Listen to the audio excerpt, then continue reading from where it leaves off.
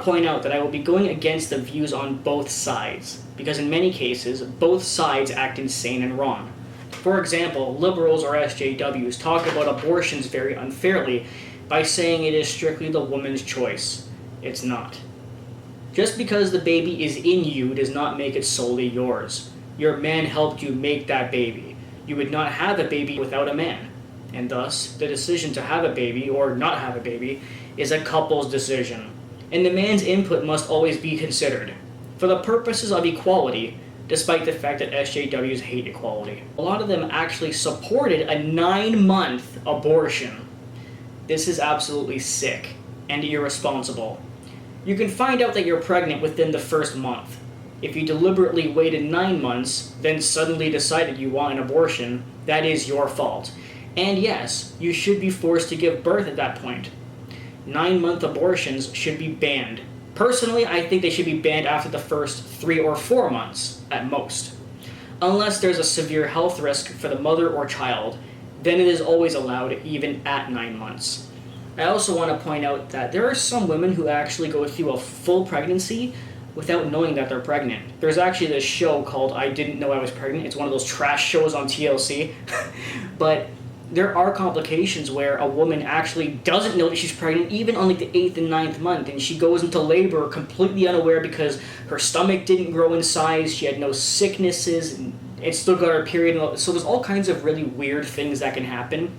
But like I said at the end of this point, if it's a severe health risk for the mother, the child, or it's one of those things where you didn't know you were pregnant and for whatever reason you can't have it, then I would be okay with it, even at 9 months. And I think everybody should, because obviously a severe health risk is very important. And you can't blame somebody for being irresponsible if they didn't even know. So, but obviously irresponsibility is the one time where I would be like, you have to have it, because it ends up being your fault at that point. In reality, I, like most people who are pro-choice, don't support abortion after a heartbeat is detected. A heartbeat, or at the very least, even brain activity? Most conservatives seem to believe that life begins at conception, and that is untrue. You are not a living organism until your heart beats, and thus you are not a person until it beats. And it doesn't begin beating until 2 months. That is why an abortion before the heartbeat is technically not killing. Conservatives think that pro-choice and pro-abortion are the exact same thing. This is not true. Most people who support the choice to have abortions are not pro-abortion. Pro-abortion means that a person actually likes abortions, or uses abortions as a form of birth control. This is bullshit. Conservatives saying that pro-choice people use abortions as a form of birth control is nothing but a cop-out and logical fallacy. Pro-choice people don't actually enjoy abortions. They merely view abortions as an emergency way to avoid having a child due to extreme circumstances, like not being financially able to support the child, or if the mother got pregnant due to a trauma, such as rape or incest. And of course, severe health complications. We don't view it as a form of birth control. I'm sure some people do, and those people are twisted, and those are the irresponsible people I was talking about. But the majority of pro-choice people don't view it this way. One of the biggest conservative viewpoints that bothers me is they think that if a couple can't take care of a child, instead of aborting it, they can put it up for adoption. Now, I have heard several stories of kids who did get put up for adoption or move from various different foster homes and have said they had a great life. However, this is not always the case. Many children have a very hard life going to different foster homes. And as for adoption agencies, I can tell you for a fact that a lot of children are treated like shit, tortured, and even killed in adoption agencies. Just ask China. Because they are dangerously overpopulated, and they want to get rid of these children. That's a fact, look it up. Now, I'm not saying that's a fact across the world. I seriously doubt that adoption agencies in the US or Canada are killing babies, but my point is that adoption agencies as a whole is not always just the be-all, end-all, flawless decision alternative to abortion. Adoption agencies are why they believe that I'm not ready to have a child is an invalid argument. I don't understand how or why they think this. If you are not financially, emotionally, mentally, etc. ready to have a child, no, you should not be forced to have it.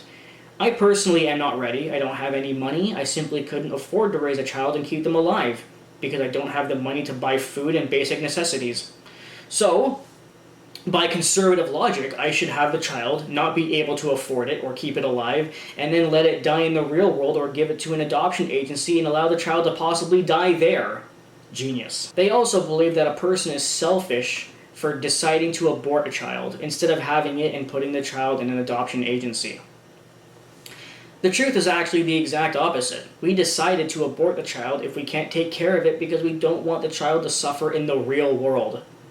Not know who their parents are, potentially be treated poorly in the agency, etc. That's not selfish. That is us thinking into the future, knowing that we are unable to care for the child properly, and taking action to avoid that child from having real-world trauma due to them not being cared for properly. Conservatives will also say that if you don't want to get pregnant, then take protective measures. Well, duh. What gave conservatives the idea that we don't take protective measures? But here's a newsflash. Condoms, IUDs, morning after pills, birth control pills, etc. are not 100% effective. So, to say that getting pregnant is entirely our fault is idiotic. If a woman has an IUD but still gets pregnant, it is not her fault, and she has the right to get an abortion if she's not ready to get pregnant and care for a child. Not to mention that some people struggle to afford protective measures, especially in the US where birth control or IUDs or morning after pills are extremely expensive. Here in Canada, the morning after pill is $40 for one pill. I couldn't even imagine buying that pill for my girlfriend after every time we have sex. I would literally be in debt by next week. Now, I'm not saying that abortion is the alternative to these protective measures, as I already stated earlier. I am merely reinforcing my point that protective measures are not 100% effective, so alternative measures may need to be taken. This idea that couples should just own up to being pregnant because they choose to have sex is just a stupid argument too. Conservatives will literally say, then just don't have sex. This is yet another logical fallacy. The idea of simply not having sex as your form of birth control is dumb because sex and intimacy are an extremely important aspect of all relationships. And to avoid doing it entirely because of the possibility of pregnancy is insane. Sex before marrying someone is vital because couples need to know everything about their partner before marrying them. Everything from their personalities, desires, and dreams, but intimacy too. Understanding your partner's body, sexual desires, establishing a physical connection as well. Connection is not just mental, it's physical and emotional too. I couldn't even imagine how damaging it is to get married to someone, have sex for your first time, and realize right there, you have no physical chemistry with your partner. After you have sex with someone, your brain chemistry, your pheromones actually change, and it actually makes you fall more in love with the person. And it seems too many conservatives don't understand this. This one is the biggest point. Pregnancy due to rapes. Conservatives will actually ask the question, is a child's life less valuable because it was conceived via rape? What? This has nothing to do with the value of the child. Apparently you have a cold heart when it comes to the concept of rape. It's about the girl who was raped. Why should she have to have the baby of a rapist? Why should she have to live with the trauma and memory of her rape by having that baby?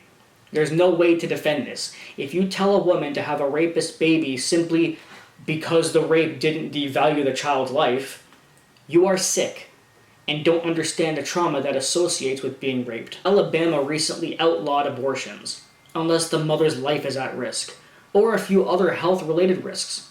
And the bill makes it so that a doctor who performs an abortion gets 99 years in jail. This law is barbaric, sick, and medieval, as far as I'm concerned. Remember how I said that the law states they're only making exceptions if they're health-related? Yeah, that's it. Which means they don't care if a girl gets pregnant as a result of rape. And what does that tell you about the pro-life movement as a whole? That it really is just medieval and barbaric. It's like back in the fucking ancient medieval times that if a woman got pregnant due to actually being raped, she was supposed to have it because she was considered like, what, a witch or something, right? And it's almost like that's happening now.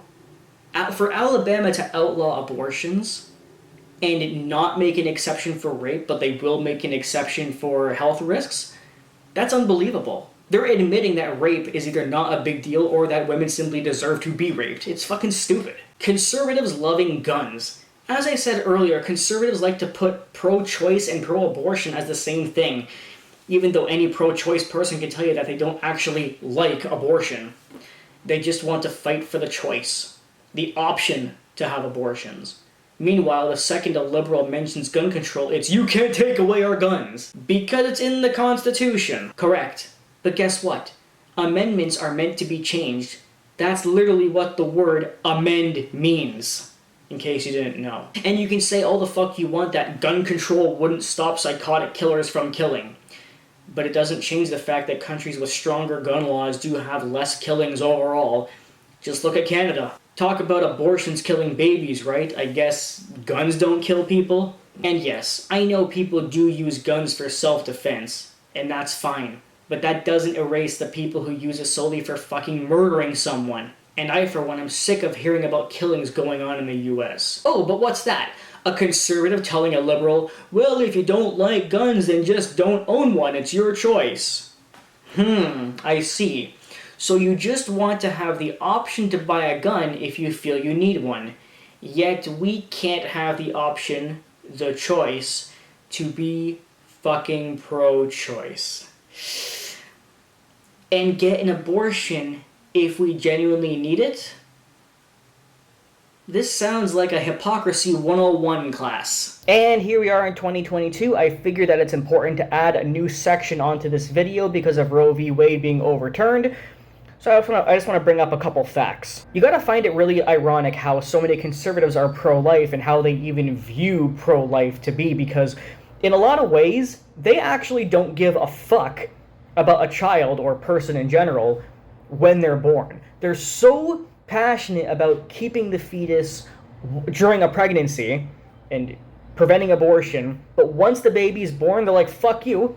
For real, because conservatives, generally speaking, don't believe in a lot of things like universal health care and various other like social security nets that help people to get medical care or food or pay rent, not become homeless, not die, not commit suicide, etc., etc., etc.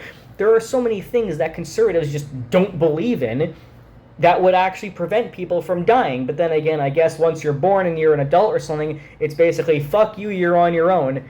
And it's just so hypocritical. Or how about how they claim that abortion is not a right in the Constitution, but on the exact same merit, neither is the ability to ban abortion. That is not a right within the Constitution.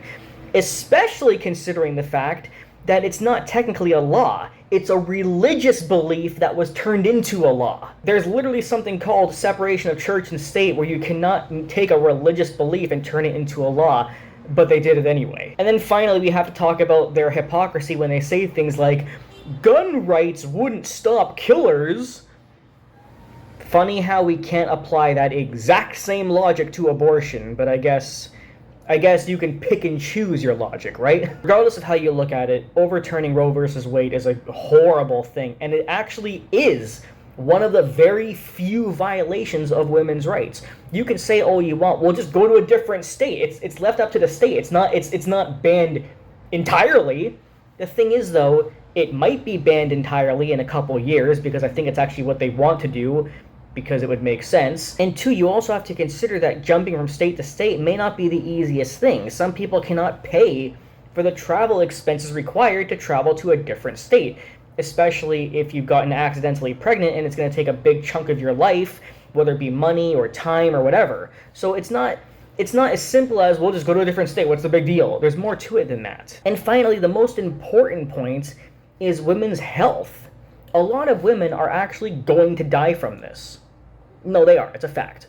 Look up ectopic pregnancies, which effectively is when an egg gets fertilized outside of the womb, and both the mother and baby can die from this, unless they get treatment or an abortion, or they get some kind of surgery to fix this problem. But because of these new laws, it would actually prevent women from getting the necessary surgery to fix an ectopic pregnancy. They would be forced to just give birth to the baby, which I don't even think is possible if it's ectopic. But the point is, there doesn't seem to be any protection from this. So women will literally die because of it. I don't call that pro-life, but then again, like I said earlier, they only believe in pro-life when they're not actually born yet. Anyway, what do you guys think? See you later. For the record.